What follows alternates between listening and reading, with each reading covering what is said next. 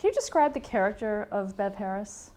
Well, she went through a lot of things. It would sort of change depending on what they wanted to, depending on what Rosie was wanting to have the shows be about at various times. I think I became a lesbian at one point in it. So she changed, but basically she was a mother that you didn't really want around much.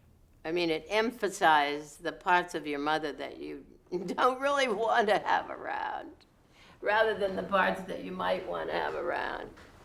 I know the show emphasized that relationships with mother were difficult. Can you give some examples of those things? I don't really know, but I was probably always interfering with the kids, and I was interfering in their loose meat restaurant and wanting them to pay more attention to me, of course, and lying to them about my life and my boyfriends. And then I think there was one where my husband was John Randolph, and at the time,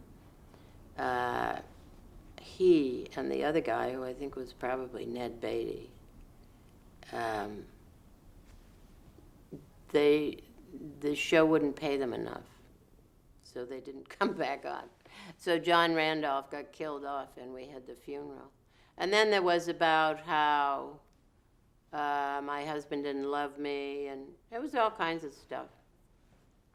But basically, you're supposed to be funny. And Rosie thought I was very, very funny. So that was good. And I loved being funny. I got all caught up in it. I had a nightclub act written, a stand-up act written, not necessarily nightclubs, so that's where we used to do them. But I got all caught up in being funny. And then I realized that I'm not that interested in being only funny. When you do that, when you talk to people, you're looking to see if they laugh at you. People always laugh at me, but I'm interested in something else as well. How did you create the character of Bev Harris? Just did it. You see, I think because I've worked all my life, I've never thought much about it. I was used to performing from the time I was so little that it never occurred to me to think, am I going to do this? Am I going to do that? All I know to do is I get something to do, I get up and do it. And I really don't think about it. And it took me right up until this year to figure that out, because Mornings at 7, the play that I'm in at the Lyceum, we had some interviews, the four of us, the four women, the sisters. And they would be talking about this, they would have it like articulated what the plan was and so on.